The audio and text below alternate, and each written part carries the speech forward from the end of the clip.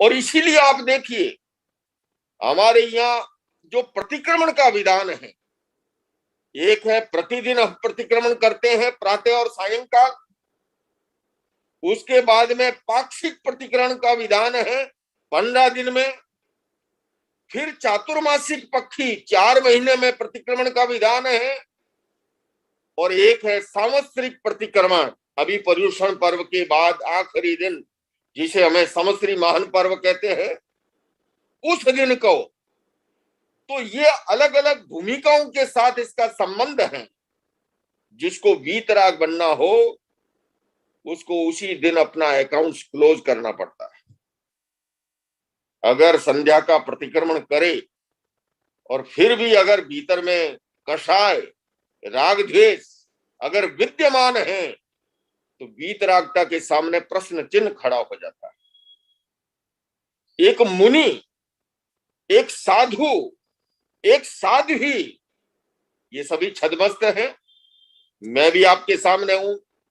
वीतराग अवस्था नहीं है, वीतरागता का मार्ग स्वीकार किया है, उस मार्ग पर चलना जागरूकता पूर्वक निरंतर जारी है। किंतु मुनि भी अगर पाक्षिक प्रतिक्रमण निकल गया और आपस में साधु साध्वी या श्रावक श्राविका के साथ उसके भीतर में अगर राग द्वेष की ग्रंथि रह जाती है, वो हार्दिक रूप से, जिसे क्षमा याचना मिच्छामि दुक्कडम कहते हैं, खमत खामना बोलते हैं, अगर वो हृदय से नहीं होता है, बंधुओं और बहनों, मुनित्व के सामने, साधुत्व के सामने प्रश्न चिन्ह उपस्थित होता है। उससे आगे की भूमिका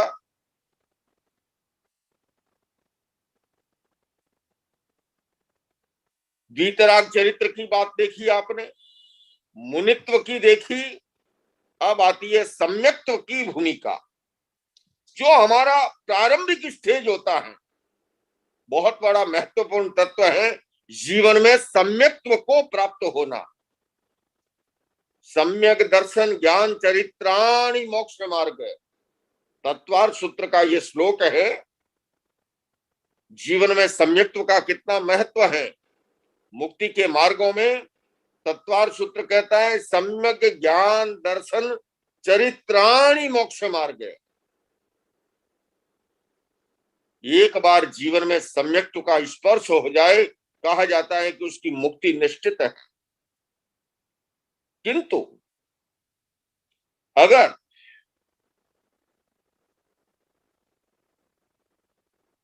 प्रतिदिन का प्रतिक्रमण भी, पाक्षिक प्रतिक्रमण की, उसके बाद में आ जाए चातुर्मासिक प्रतिक्रमण, 4 महीने निकल गए,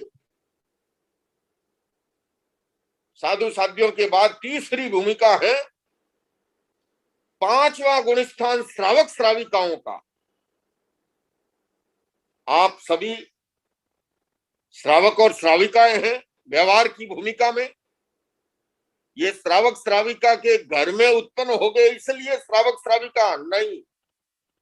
तत्व ज्ञान कहता है, भगवान महावीर का दर्शन कहता है, आगम ग्रंथ कहते हैं, तीर्थंकरों की वाणी कहती है,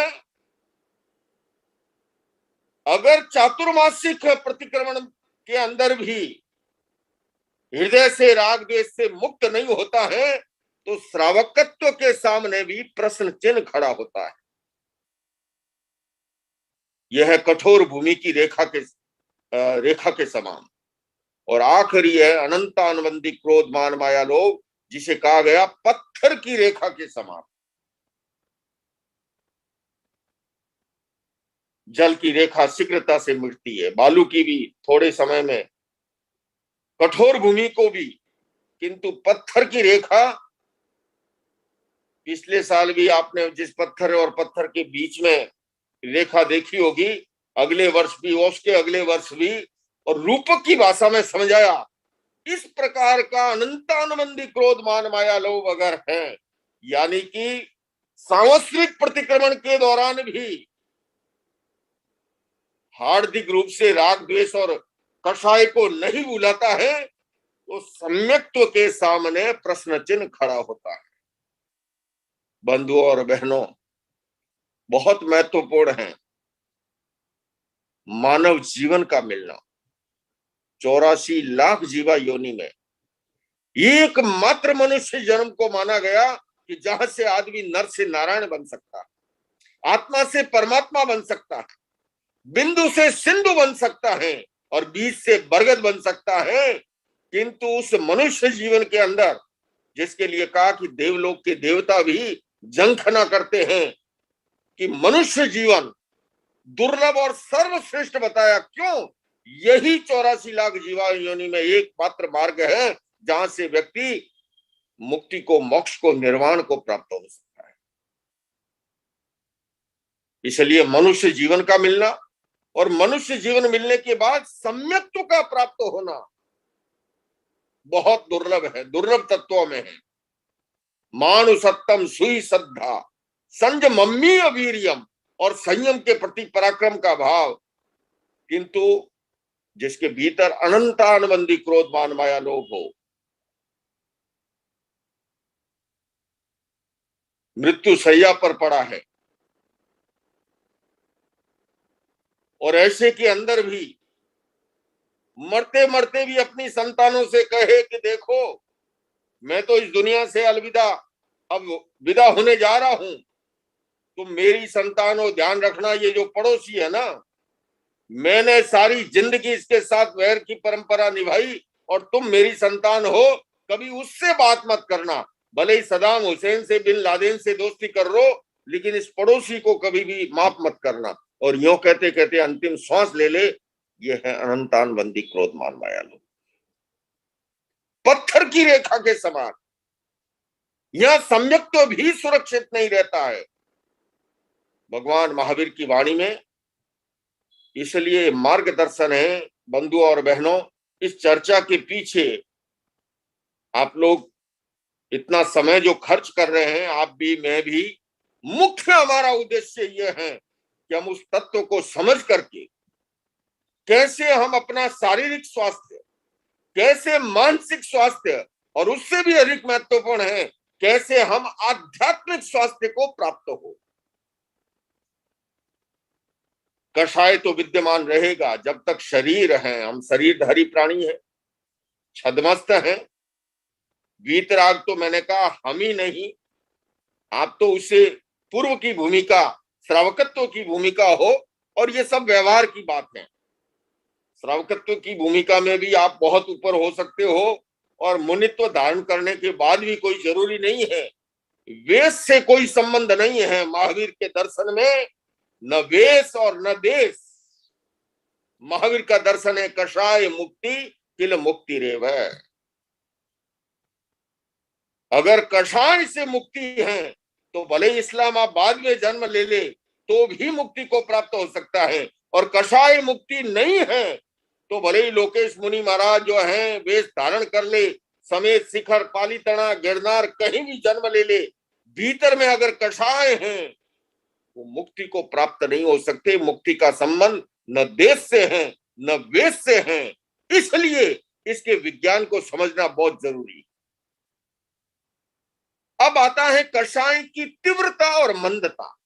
ये जो 16 उदाहरण है, देखिए शरीरधारी प्राणी को अपने बहुत से कर्तव्य और दायित्व निभाने होते हैं। हमारी ये बहनें बैठी है, चूल्हा भी जलाना होता है, साग सब्जी भी काटनी होती है, आप लोग व्यापार करते हो, है ना। लेकिन इन सारी चीजों को करते हुए अंतर क्या आएगा? एक धार्मिक और अधार्मिक में, एक सम्यक दृष्टि और मिथ्या दृष्टि में। सम्यक दृष्टि व्यक्ति हर समय भीतर से सावधान रहता है। श्रीमद रायचंद्र जी का बहुत सुंदर श्लोक है, जे समदृष्टि जीवड़ा करे कुटुंब प्रतिपाल, अंतरंग न्यारा रहे जो धाय खिलावे बाल। दाई माता भी बालक को खिलाती है, नहलाती है, दूध पिलाती है, सौंदर्य प्रसाधन करेगी, क्रीम पाउडर लगा के एक काली टीकी भी लगा लेगी कि बच्चे को नजर ना लग जाए। पर दाई माता भीतर से सावधान कि ये बच्चा मेरा नहीं है, उसी तरह से एक श्रावक और श्राविका, एक साधु और साध्वी निरंतर भीतर से इस बात के लिए सावधान रहे, सांसारिक कर्तव्यों को, दायित्व को, सामाजिक कर्तव्यों और दायित्व को निभाते हुए भी सम्यक दृष्टि का मतलब ये नहीं है कि अपने कर्तव्य से पलायन कर जाए,